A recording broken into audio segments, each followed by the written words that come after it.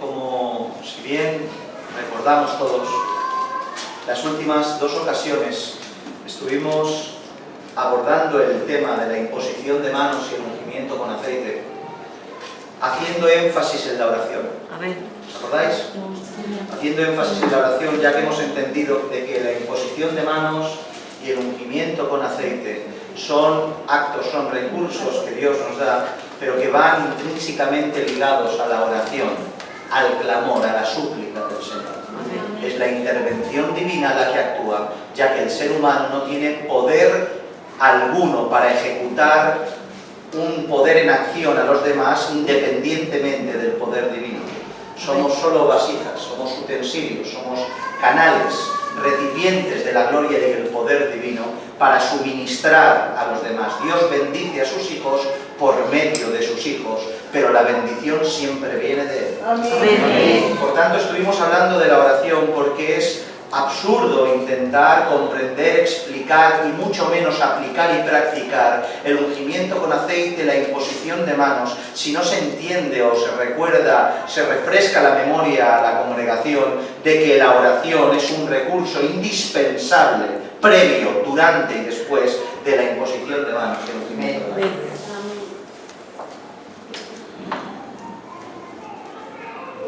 Por tanto, después de hablar por dos sermones consecutivos, en primera instancia estuvimos hablando del recurso en sí de la oración y del beneficio personal, y después estuvimos hablando de esa oración intercesora que va en favor a los demás, porque ese recurso que Dios nos da, tan esencial y tan imprescindible como es la oración, no solo te beneficia a ti, sino que beneficia al hermano que tienes al lado, porque Dios te da la capacidad de pedir por ti, de orarle por ti, pero también te da la capacidad de pedir, y no solo te da la capacidad y el privilegio, sino que es una constante obligación el pedir por los demás. Amén. No es algo que sea opcional, no es algo que lo hago cuando me apetece, tenemos la obligación de interceder al Padre por nuestros hermanos, de preocuparnos de qué necesita nuestro hermano, no solo para darle el recurso físico que sí, sino también para darle lo que más necesita, la oración. Amén.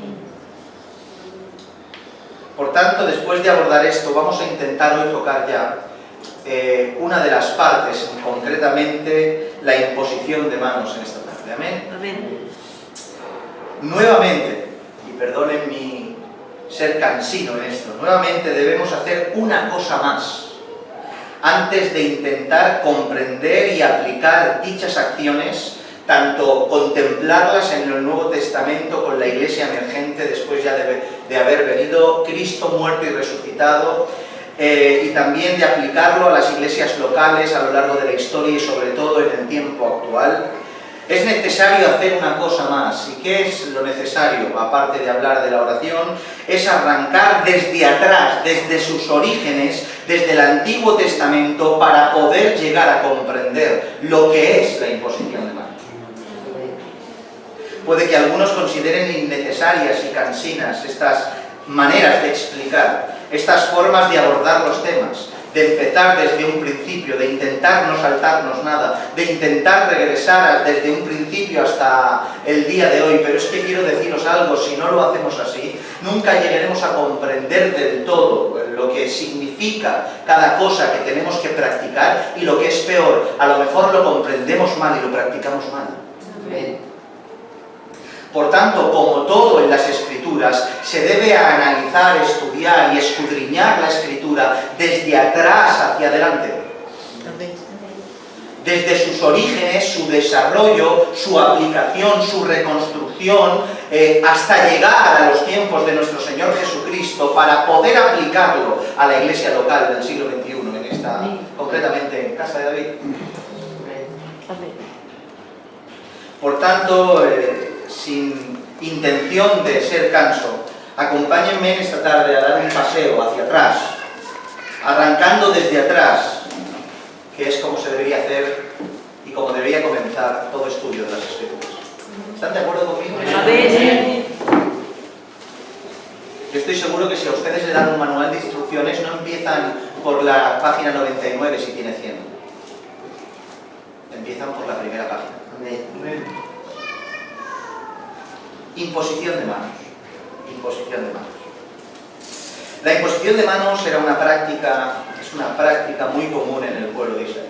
Fue en las Escrituras, y a ellas me remito, a las Escrituras, una práctica muy común en medio de su pueblo desde sus orígenes. Es más, incluso antes de que Israel se formase como nación, se constituyera como pueblo, el acto de imponer las manos ya se practicaba, y lo vemos en las Escrituras muy asiduamente.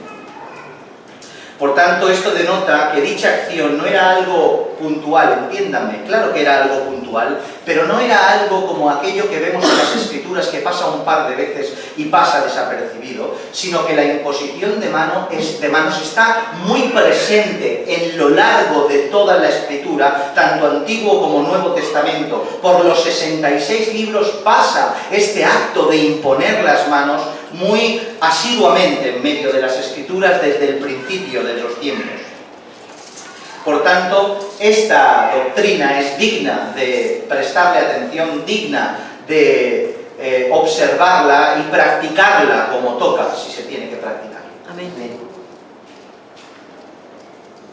En esta tarde lo que vamos a hacer es intentar ver por las Escrituras las diversas maneras en que la imposición de manos era practicada dentro de su pueblo y aplicada en diferentes contextos y maneras. Esto es lo que vamos a hacer esta tarde. Pasar por las Escrituras y ver cómo este acto de la imposición de manos se ve reflejado y aplicado en diferentes contextos y de diferentes maneras y para diferentes propósitos. ¿Amén? Amén. ¿Está aquí bien? Amén, amén. Si hablamos de la imposición de manos, lo primero que se nos viene a la mente, lo más popular, lo más rápido que se nos venga a la mente, tiene que ver con el sacerdocio, tiene que ver con el templo, tiene que ver con el tabernáculo, con los sacrificios y, cómo no, con la expiación de los pecados. Es bien sabido por la mayoría de cristianos que los sacerdotes en diferentes circunstancias tomaban a un animal, ponían sus manos sobre el animal y a continuación de poner las manos sobre el animal y ejecutar ciertos rituales, se sacrificaba el animal para la expiación del pecado, tanto personal como la del pueblo. Sabemos que esto se hacía a modo de transmisión de pecados. O sea, era como si el sacerdote llevara sobre sí, fuera como una especie de filtro del pueblo y los pecados del pueblo pasaran por el sacerdote a través de sus manos al animal, y este animal, una vez degollado, se pudiera expiar el pecado traspasado al animal, o sea, expiar el pecado del pueblo traspasado al animal. Era como una especie de carril conductor, una especie de hilo conductor, y el pecado del pueblo representado por el sacerdote, puestas las manos en el animal, quedaba expiado después de que el animal fuera sacrificado. Respecto a esto nos encontramos con un sinfín de textos en las Escrituras, un sinfín. Solo hace falta pasar un rato por Levítico o por cualquier otro libro para encontrar la palabra manos, cabeza, sacrificio, expiación por todos los sitios. Echando un vistazo a Levítico, verás que cada 2 por 3 está este acto de imponer las manos, del sacrificio, del templo, de expiación de pecados, etcétera, etcétera. Pero veamos la Escritura, que para eso estamos aquí, para que la Escritura hable por nosotros. Levítico capítulo 1, verso del 1 al 4, si quieren tomen nota de la cita y yo se lo voy leyendo para intentar no tardar mucho. Levítico capítulo 1, verso del 1 al 4. Llamó el Señor a Moisés y habló con él desde el tabernáculo de reunión diciendo: habla a los hijos de Israel y diles: cuando alguno entre vosotros ofrezca ofrenda al Señor, de ganado vacuno u ovejuno, haréis vuestras ofrendas. Si su ofrenda fuere el holocausto vacuno, macho sin defecto, lo ofrecerá, de su voluntad lo ofrecerá a la puerta del tabernáculo de reunión delante del Señor. Y noten bien: y pondrá su mano sobre la cabeza del holocausto y será aceptado para expiación suya. Otro, Levítico 8, 14, 15. Luego hizo traer el becerro de la expiación y a Aarón y a sus hijos pusieron sus manos sobre la cabeza del becerro de la expiación y lo degolló. Y Moisés tomó la sangre y puso con su dedo sobre los cuernos del altar alrededor y purificó el altar y echó las demás sangres al pie del altar y lo santificó para reconciliar sobre él. Levítico 16, 20, 22. Cuando hubiere acabado de expiar el santuario y el tabernáculo de reunión y el altar, hará traer el macho cabrio vivo y pondrá Aarón sus dos manos sobre la cabeza del macho cabrio vivo y confesará sobre él todas las iniquidades de los hijos de Israel, todas sus rebeliones y todos sus pecados, poniéndolos así sobre la cabeza del macho cabrio, y lo enviará al desierto por mano de un hombre destinado para esto, y aquel macho cabrio llevará por sí todas las iniquidades de ellos a tierra inhabitada y dejará ir al macho cabrio por el desierto. ¿Notan? El pueblo en representación del sacerdote, el sacerdote en representación del pueblo, poniendo las manos en el animal y haciendo como de transmisor de todos los pecados, para que una vez confesados los pecados y puestos las manos sobre el animal, el pecado quedare transferido en el animal, y una vez degollado y echado fuera, el pecado del pueblo quedara completamente expiado. Pero seguimos. Números 8, 12 dice: y los levitas pondrán sus manos sobre las cabezas de los novillos y ofrecerás el uno por expiación y el otro en holocausto al Señor para hacer expiación por los levitas. Noten, estas ofrendas que ofrecía el sacerdote, como hemos dicho, no solo eran para la expiación del pueblo, sino también eran para la suya propia. Levítico 4, 3, 4, si el sacerdote ungido pecare, porque el único sacerdote ungido que no pecó fue Cristo. Amén. El único sacerdote impecable fue Cristo. Amén. Porque cualquier sacerdote sobre la tierra tiene un ministerio de privilegio, pero es como cualquier hombre sobre la faz de la tierra. Amén. Y tiene que pedir perdón por sus pecados. Amén. Si el sacerdote ungido pecare según el pecado del pueblo, ofrecerá al Señor por su pecado que habrá cometido un becerro sin defecto para expiación. Traerá el becerro a la puerta del tabernáculo de reunión delante del Señor y pondrá su mano sobre la cabeza del becerro y lo degolló delante del Señor. ¿Ven? Otra vez la imposición de manos. Noten esto. Curiosamente, el pueblo también participaba de la expiación de los levitas, imponiendo ellos mismos las manos. ¿Qué estamos aquí haciendo notar? No solo nos enriquecemos de la escritura bíblica, sino el contexto de imposición de manos para transmisión de los pecados durante todo el rato que estamos leyendo, para que no se salgan del contexto. Como digo, curiosamente el pueblo también participaba de la expiación de los levitas, imponiendo ellos mismos las manos. Números 8, 5 al 10 dice: también el Señor habló a Moisés diciendo: toma a los levitas de entre los hijos de Israel y haz expiación por ellos. Así harás para expiación por ellos, rocía sobre ellos el agua de la expiación y haz pasar la navaja sobre todo su cuerpo y lavarás sus vestidos y serán purificados. Luego tomarás un novillo con su ofrenda de flor de harina amasada con aceite y tomarás otro novillo para la expiación y harás que los levitas se acerquen delante del tabernáculo de reunión y reunirán a toda la congregación de los hijos de Israel, y cuando hayas acercado a los levitas delante del Señor, pondrán los hijos de Israel sus manos sobre los levitas.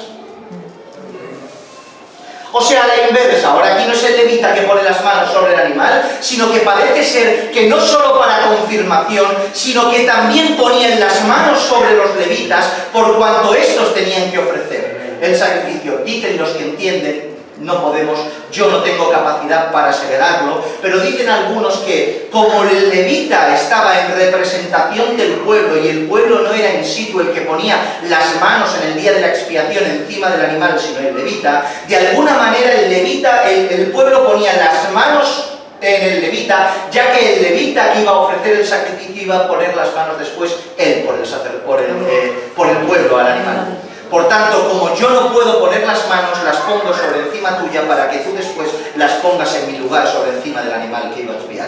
Puede ser, quizá, no lo puedo asegurar, pero quería compartirlo con la congregación.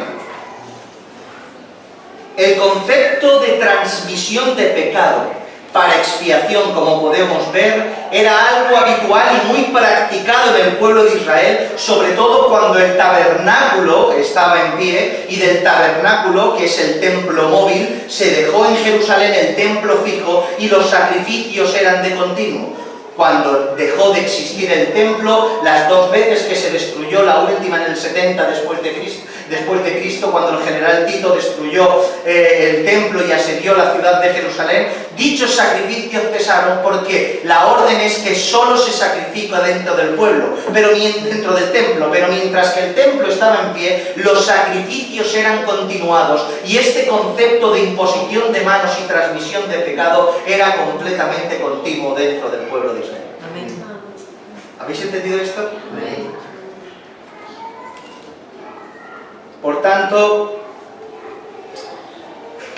el hecho de la imposición de manos queda claramente visible en un contexto de expiación de pecado y de transmisión de pecado. Amén. ¿Habéis entendido esto? Amén.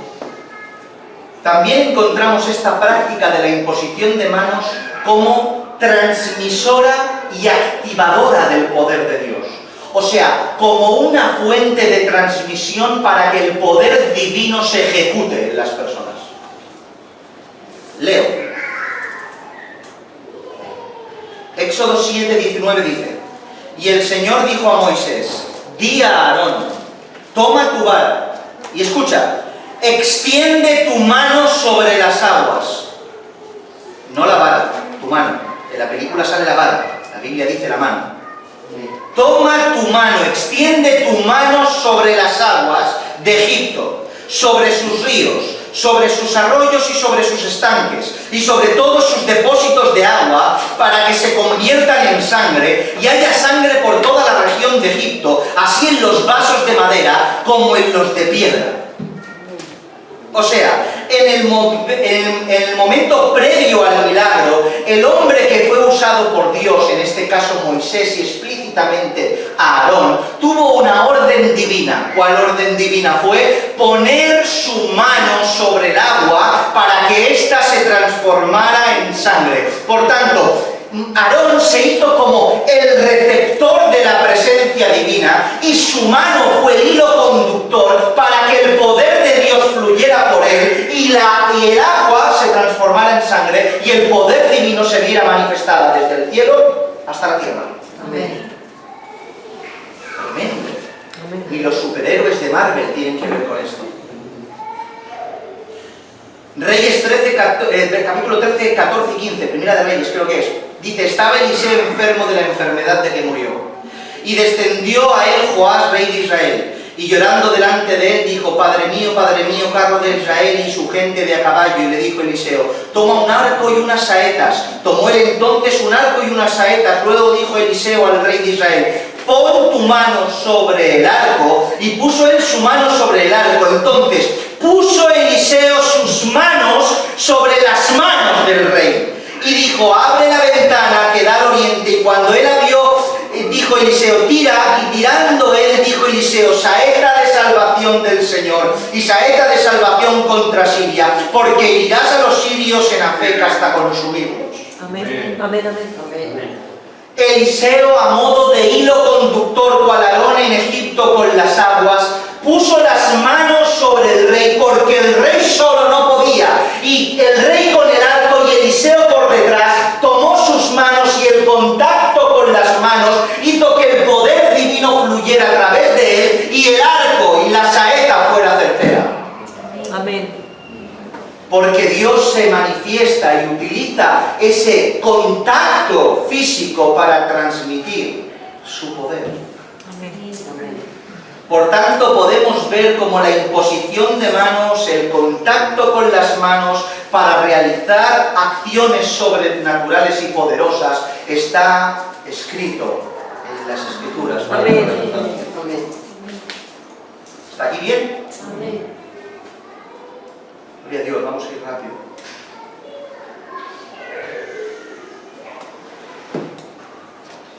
También vemos como la imposición de manos se usaba para la comisión de tareas y establecimiento de líderes y sus correspondientes cargos. Otra vez, La imposición de manos se usaba para la comisión de tareas, para encomendar una tarea específica, para el establecimiento de sus líderes, como no, y sus correspondientes cargos que tenían que ejecutar. Amén.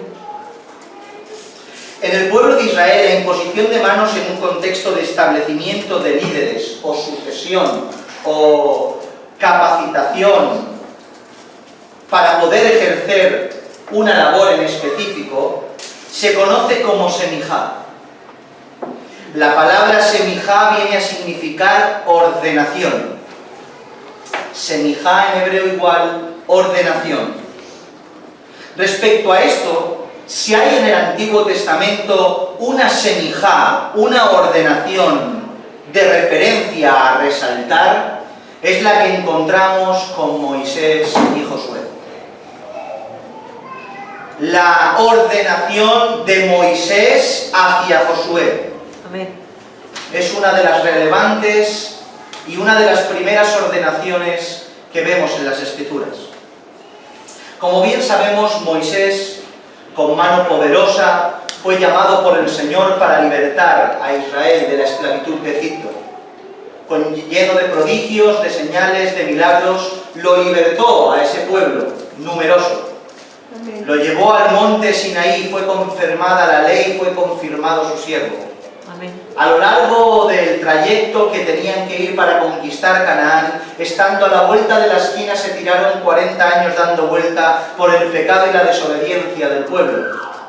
Y antes de entrar, cansado Moisés ya del pueblo pecador de alguna manera, pecó delante del Señor porque hubo una desobediencia. Amén. Y Dios, para enseñarnos una lección a todo el pueblo y a nosotros, privó a su siervo, al tocado, al que hablaba cara a cara con él, que entrara al pueblo del Señor, a la tierra prometida. Amén. Lo privó y no lo dejó entrar. ¿Qué sucedió? Que al no dejarlo entrar, el pueblo iba a entrar sin líder. Y un pueblo necesita un pastor. Amén. Siempre. No se puede vivir sin pastor. Todos, incluido yo, somos pastoreados por Cristo. Amén. Y es así. Él es nuestro pastor. Amén. Pero aún así, aquí en la tierra, Dios ha establecido a lo largo de todas las generaciones hasta el día de hoy, enfocado de diferentes maneras, pero con el mismo propósito, que el pueblo tenga siempre pastor. Amén. Por tanto, el concepto erróneo de querer caminar solo es un concepto antibíblico y a la mayoría los lleva a la ruina. Verdad. Moisés lo sabía, el pueblo lo necesitaba. Entonces, ¿qué sucedió? Que Moisés tenía que buscar a un sucesor que guiara al pueblo por donde él no podía ir. Buscando, Moisés encontró y sabía desde un primer momento a quién tenía que darle ese cargo de privilegio y responsabilidad. No era otro que a Josué, hijo de Nun. Amén. Pero leemos, Números 27, del 18 al 22. Dice, y el Señor dijo a Moisés, toma a Josué, hijo de Nun, varón en el cual hay espíritu, y pondrás tu mano sobre él. Y lo pondrás delante del sacerdote Eleazar y delante de toda la congregación, y le darás el cargo en presencia de ellos, y pondrás de tu dignidad sobre él, para que toda la congregación de los hijos de Israel le obedezca. Él se pondrá delante del sacerdote Eleazar y le consultará por el juicio de Urim delante del Señor. Por el hecho de él saldrán, por el dicho de él saldrán, y por el dicho de él entrarán, y él y todos los hijos de Israel con él, y toda la congregación. Y Moisés hizo como el Señor le había mandado, pues tomó a Josué y lo puso delante del sacerdote Eleazar y de toda la congregación, y puso sobre él sus manos, y le dio el cargo como el Señor había mandado por mano de Moisés. Amén. Amén. Sí, Señor. Se podría hablar por días de este acontecimiento, pero ni tengo la capacidad para hacerlo y tampoco daría el lugar ni el tiempo y tampoco sería necesario para resaltar y para enfocarnos al tema que tenemos que hablar. ¿Están aquí? Amén. No se me pierdan, por favor.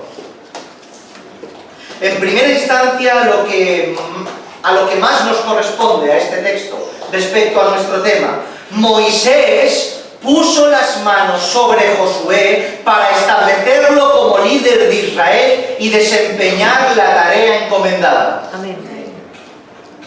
Vemos como Moisés, para establecer dicho cargo, pone sus manos sobre Josué.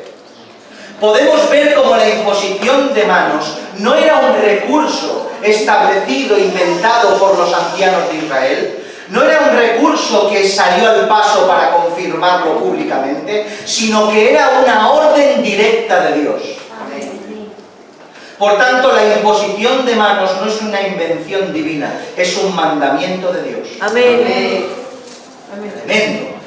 Dato más importante, no lo hablaremos, es un mandamiento de Dios. Dice exactamente, pondrás tu mano sobre él. Y dice que así lo estableció el Señor y así hizo Moisés. Aprendemos de estos versos que la imposición de manos, por un lado, era una señal pública la cual establecía a aquel que se las imponían. O sea, cuando Moisés puso las manos sobre Josué delante del sacerdocio y delante del pueblo, delante de Eleazar y delante del pueblo, estaba confirmando públicamente que su sucesor sería Josué. Amén. ¿Sí? Por tanto, era necesario una manifestación pública y un acto relevante para confirmar dicha sucesión. Por tanto, esta imposición de manos, por una parte tenía la labor de establecer a Josué oficialmente, públicamente, delante de todo el pueblo. Y el pueblo entendía de que si Moisés ponía las manos sobre Josué, este estaba confirmado por su líder que iba a ser su sucesor. Si recuerdan, esta confirmación pública se hizo con el propio Moisés delante del pueblo de Israel. Lo que pasa que la diferencia es que a Moisés las manos se las puso Dios. Amén. Porque estando en el Sinaí, cuando el nivel profético dentro del pueblo alcanzó niveles que todo el mundo escuchaba la voz de la profecía que salía del monte Sinaí, todo el mundo escuchó no solo la ley, sino que escuchó de Dios de que este Moisés estaría como líder para su pueblo. A este escucharán. Amén, amén. Mis hermanos, tenemos una fe basada en ministerios que siempre han sido públicos y confirmados por Dios. Por tanto, la garantía de que Moisés y todos sus sucesores no eran falsos es que los escogía Dios. Amén. Dios los escogió públicamente. Amén. Y así sucesivamente. Por tanto, de la misma manera que Moisés recibió la confirmación pública de Dios delante del pueblo, la imposición de manos a Josué confirmaba delante del pueblo el liderazgo de Josué. Pero no solo la imposición de manos en este caso fue para una confirmación pública, haciendo de este acto solo un mero ritual de confirmación, sino que fue también otra vez el hilo conductor para la capacitación de Josué para desempeñar dicha tarea. No solo lo confirma, sino que lo capacita por medio de la imposición de manos. O sea, que a través de la imposición de manos del líder y a su sucesor, el sucesor recibía la capacitación por causa de la imposición de manos del líder. Sino también lo que dice el texto se darán cuenta de ello. Y aunque no lo entendamos del todo, me remito a lo que dice la Escritura. Y pondrás de tu dignidad sobre él, dice el texto, para que toda la congregación de los hijos de Israel le obedezcan. ¿Dónde residía la obediencia del pueblo de Israel? Que la dignidad que Dios puso en Moisés fuera traspasada a Josué. Amén. O sea, sacarás, Moisés, de tu dignidad y poniendo las manos se la traspasarás a Josué para que sea no solo un líder oficial, sino un líder capaz de ejercer lo que tú ejerciste. Sí, Señor. Vemos nuevamente la imposición de manos como vehículo transportador, en este caso no del pecado de un pueblo, sino del poder del Espíritu Divino de un siervo hacia otro. Amén. Este texto en el original en hebreo se lee como od y viene a significar esplendor. O sea que el texto viene a decir, pasarás de tu esplendor a Josué. Rashi, un comentarista de las Escrituras muy famoso en Israel, dice que el mismo esplendor que cayó sobre Moisés cuando descendió del monte Sinaí, el cual el velo tenía que ser puesto de la gloria que transmitía de la paz de su rostro, ese esplendor fue traspasado a Josué. Del mismo esplendor que tú fuiste investido, inviste a tu sucesor con ese mismo esplendor imponiendo las manos. Es tremendo, mis hermanos. No lo llego a comprender, no llego a saber explicar los entresijos de esto, pero si lo dice, sí y amén. Amén. Amén. Por tanto, la imposición de manos no solo establece su liderazgo, sino que también capacita el susodicho. Deuteronomio 34:9 dice, y Josué, hijo de Nun, fue lleno, escucha, es que está claro, fue lleno del espíritu de sabiduría, porque Moisés había puesto sus manos sobre él, y los hijos de Israel le obedecieron y hicieron como el Señor mandó a Moisés. Por tanto, fue capaz de liderar en primera instancia no solo porque tenía el Espíritu de Dios, como dice, porque Moisés escogió a aquel que tenía el Espíritu del Señor, no solo porque tenía capacidad, ya que Josué no se movía del lado de Moisés. ¿Se acuerdan cuando todo el mundo estaba de jolgorio delante de la estatua y del becerro porque creían que Moisés tardaba? ¿Saben dónde estaba Josué? No estaba en el campamento, estaba más arriba, alejado del pueblo, esperando a su maestro que le enseñara. Amén. Por tanto, sabía quién escogía, pero no solo tenía capacidad natural de él individual Josué, sino que fue investido del espíritu que moraba en Moisés para recibir, entre tantas cosas, sabiduría para poder liderar al pueblo. Es tremendo, mis hermanos, es tremendo.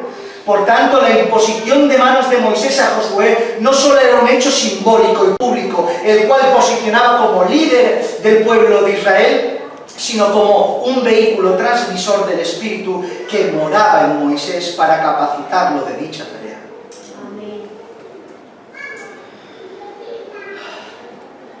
Esto, mis hermanos, y perdónenme que insista en esto porque es algo muy extraño de entender, pero al menos que tengamos fondo bíblico para decir sí, amén, aunque no lo comprendamos del todo. Esto, en un contexto sin imposición de manos, ya sucedió antes con Moisés. Moisés estaba desde por la mañana hasta por la noche administrando y lidiando entre los litigios del pueblo. Y uno mira la vaca y el ganado de aquí, y este come en mi sitio, y este ama... Todo el día, desde la mañana hasta la noche, dice la Escritura que se tiraba Moisés. A consejo de su suegro Jetro, cogió a 70 varones para que le pudieran ayudar en las cosas livianas y las cosas importantes encargarse Moisés.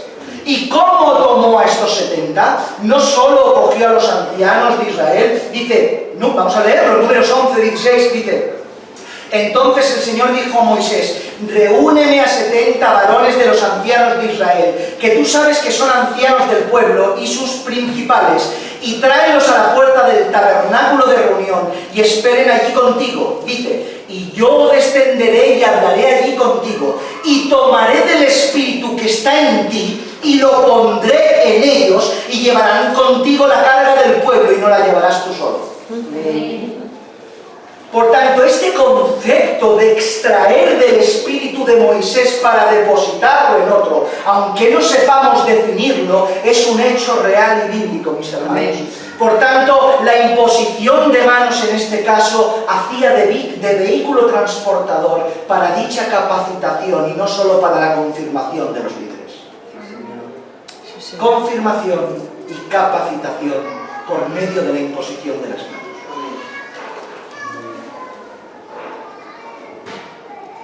En la historia de Israel y en su literatura histórica podemos encontrar como a lo largo de la historia de Israel esta semijá, esta transmisión ha ido pasando, fue pasando desde Moisés a Josué y así sucesivamente, porque siempre tenía que haber un líder el cual había recibido la imposición de manos previa para poder liderar hasta llegar hasta el Sanedrín. Y hay ahí la historia, y ahí lo tiene la literatura del pueblo de Israel.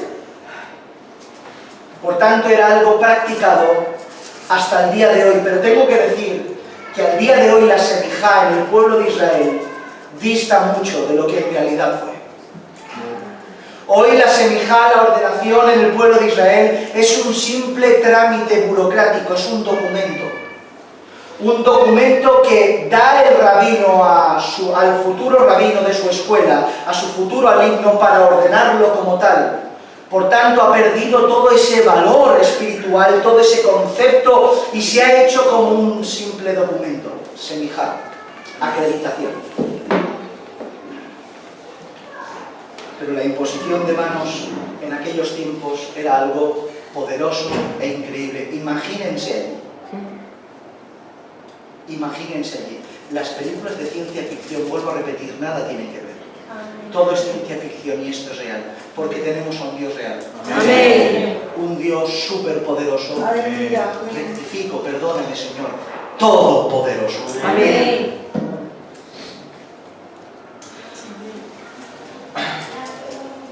Seguimos, tenemos que terminar esto, ¿vale? También este acto de la imposición de manos se usaba para transmitir la bendición correspondiente, para bendecir. En primera instancia diré que no siempre era así. O sea, no necesariamente había una imposición de manos para que la bendición se ejecutara, ya que encontramos bendiciones sin la imposición de manos. Por ejemplo, Génesis 28, del 1 al 4. Dice: entonces Isaac llamó a Jacob y lo bendijo, y le mandó diciendo: no tomes mujer de las hijas de Canaán, levántate, ve a Padán Aram, a casa de Betuel, padre de tu madre, y toma allí mujer de las hijas de Labán, hermano de tu madre, y el Dios omnipotente te bendiga y te haga fructificar y te multiplique hasta llegar a ser multitud de pueblos, y te dé la bendición de Abraham y a tu descendencia contigo, para que heredes la tierra en que moras, que Dios dio a Abraham. Como podéis ver, vemos Isaac bendiciendo a Jacob sin la necesidad de imponerle las manos a Jacob. Simplemente lo pronunció, lo bendijo. También vemos como impartir la bendición en ocasiones, aunque la imposición de manos esté presente, no necesariamente tiene que haber contacto físico. O sea, primero hemos hablado de bendecir sin imposición de manos, y ahora también vemos en las Escrituras cómo se imponían las manos, pero desde la distancia, sin necesidad de tocar al susodicho. Levítico 9:22. Después alzó Aarón sus manos hacia el pueblo y los bendijo. Y después de hacer la expiación, el holocausto y el sacrificio de paz, descendió. Por tanto, Aarón, en el contexto de sacrificio y expiación de pecados, para bendecir al pueblo, al ver la multitud, no pasaba uno a uno para tocarlos, sino que levantando las manos hacia el pueblo los bendecía. Amén. Entonces, ¿qué diferencia hay entre el contacto y la imposición de manos y la simple bendición? ¿Estáis aquí? Amén. Algunos podrán decir que ninguna, y no sin razón. Yo entiendo que de otra manera, yo entiendo de que cuando la imposición de manos está implícita, la transmisión de la bendición recibida pasa al nuevo receptor. O sea, que hay un nivel superior cuando está esa ordenación de imponer las manos y tocar al susodicho, que cuando simplemente se bendice. Y los textos que contienen dicha bendición con la imposición de manos denotan lo que estoy diciendo. Y aquellos que vemos la bendición, pero no dice que imponen las manos, a mi modo de entender, yo creo que no lo dice, pero está implícito en ellos, porque son semejantes a otros que vemos mismas bendiciones con la imposición de manos. ¿Me he explicado bien lo que acabo de decir? Por ejemplo, en Génesis 27, 26 al 27 dice: y le dijo Isaac a su padre: acércate ahora y bésame, hijo mío. Y Jacob se acercó y le besó. Y olió Isaac el olor de sus vestidos y lo bendijo diciendo: aunque no vemos en esta ocasión una imposición de manos, a mi modo de ver, y puedo perfectamente equivocarme, pero a mi modo de ver, veo cercanía de Isaac hacia Jacob. Acércate, hijo mío, ven aquí a que te bese. Y probablemente quizá lo tomaría y lo bendeciría. Seguimos. Pero tenemos un texto, y no ese texto, sino más, vamos a tomar un texto en el cual sí está para demostrar la imposición de manos en un contexto de bendición. Génesis 48, del 13 al 15 dice: y los tomó José a ambos. José, el que fue esclavo y llevado a Egipto. José, hijo de Jacob. Y los tomó José a ambos, Efraín a su derecha, a la izquierda de Israel, que es Jacob, y Manasés a su izquierda, a la derecha de Israel, y los acercó a él. Entonces Israel extendió su mano derecha y lo puso sobre la cabeza de Efraín, que era el menor, y su mano izquierda sobre la cabeza de Manasés, colocando así sus manos adrede, aunque Manasés era el primogénito, y lo bendijo así a José. Podemos ver cómo Jacob bendice a los hijos de José por medio de ¿qué? Por medio de la imposición de manos. Es más, es tan relevante bendecir por medio de la imposición de manos que vemos en este caso como inclusive la diestra de la siniestra, la derecha de la izquierda, tiene relevancia a la hora de imponer las manos.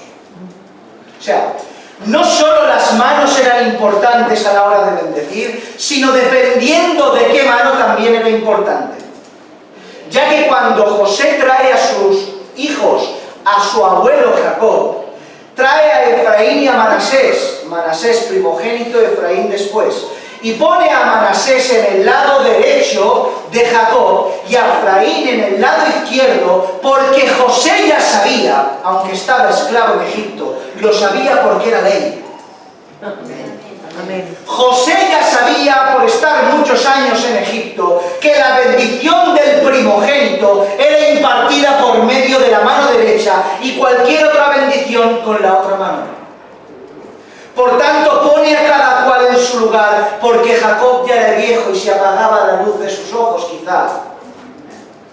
Pero Jacob, que tenía el Espíritu del Señor y revelación profética, a la hora de hacer la bendición, cruzó sus manos. Amén. Poniendo su mano izquierda en la mano de Manasés y su mano derecha en la mano de Efraín, porque aunque Efraín tenía que ser el menor, se iba a llevar la mayor bendición de los dos.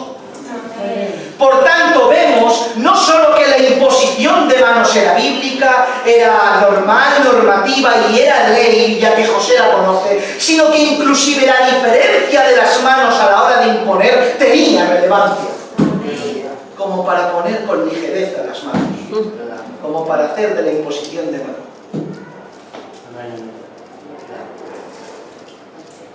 Por tanto, la imposición de manos tenía como fin bendecir a aquel que le eran impuestas. Por último, permítanme unos minutos más. Por último, la imposición de manos, en este caso más que imposición de manos, el contacto directo entre el que ora y el que recibe la oración para sanidad del cuerpo. Un contacto directo, piel con piel, para sanidad del cuerpo. De la misma manera que la bendición, que no siempre, como hemos dicho, no siempre es necesaria la imposición de manos y el contacto físico para la sanidad del cuerpo.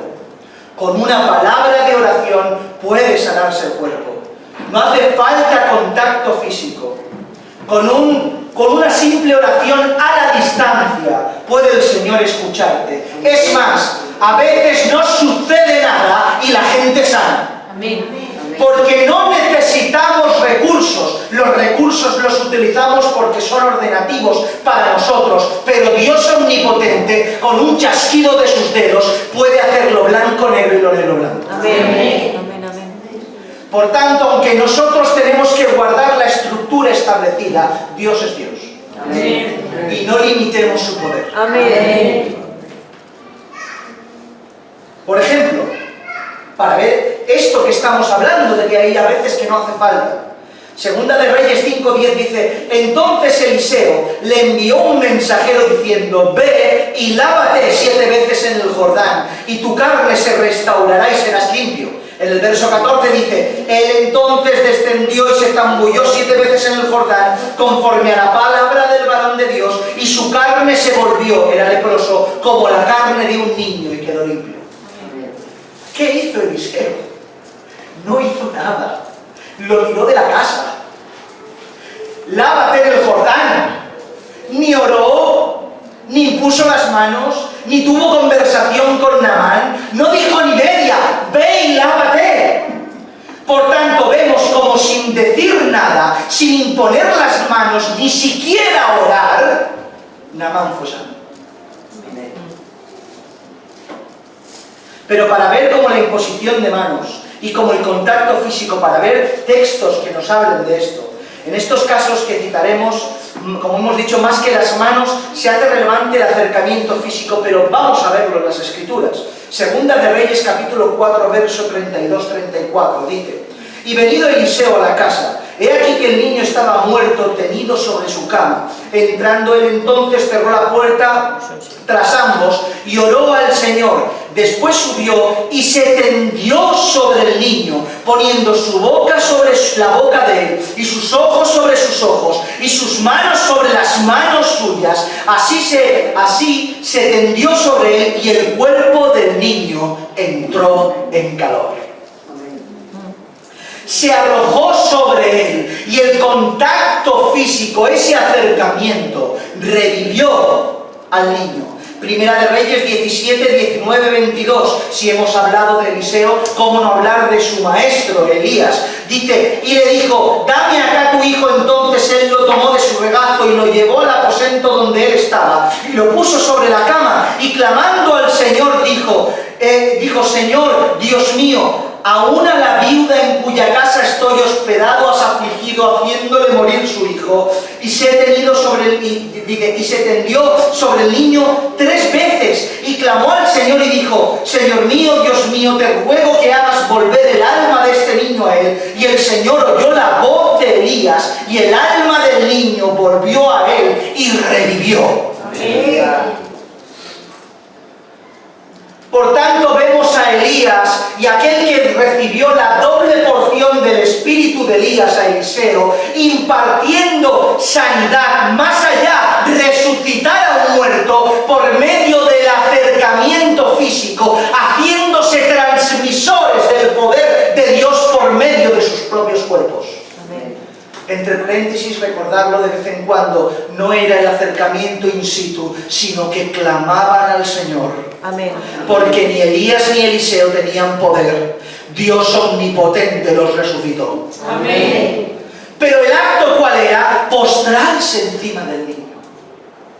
Contacto físico. Por tanto, la imposición de manos en este caso, el contacto físico para sanidad, también está registrado en las Escrituras. Amén. Amén.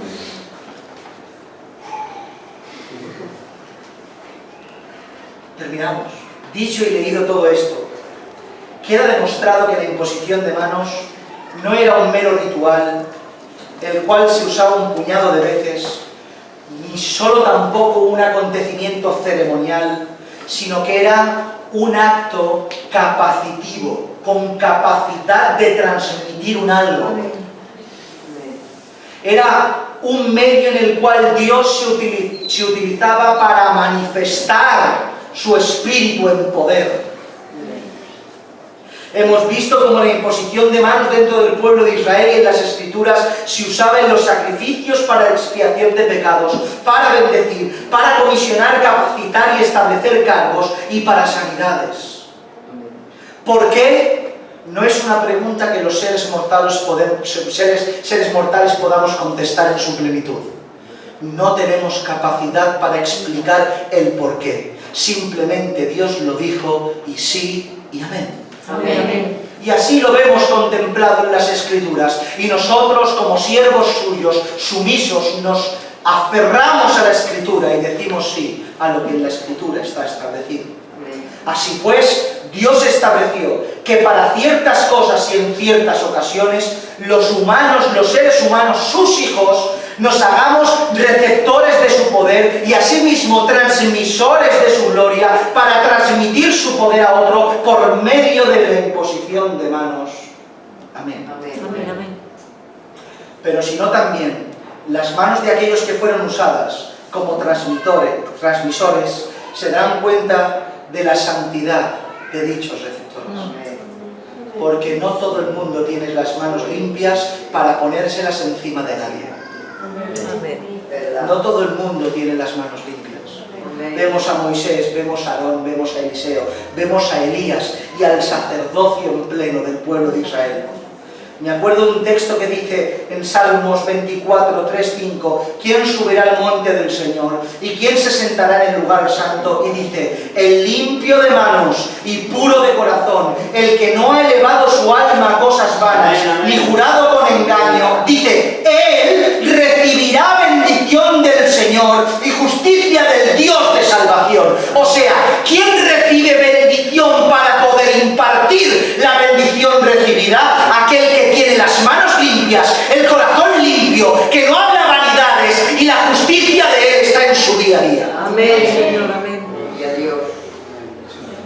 Porque para imponer las manos por medio de ese acto milagroso no podemos ser vasijas sucias, sino limpias. Amén. Por tanto, aquellos que tienen limpias sus manos para impartir desde lo alto son de estas características, mis hermanos.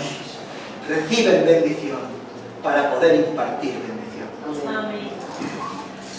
Así pues, la imposición de manos es algo real, solemne, que Dios mandó y su pueblo practicó en diferentes casos, diferentes acontecimientos, por hombres completamente llenos del Señor, para manifestar el poder del Señor en diferentes maneras. Amén. Y aquí queda demostrada que la imposición de manos no es algo puntual que salió de la mente de un hombre, sino algo divino que se vio y se practicó en el pueblo del Señor. Y ha sido demostrado por esas cosas. Amén, amén. Inclina tu cabeza con respeto al Señor y vamos a dejar.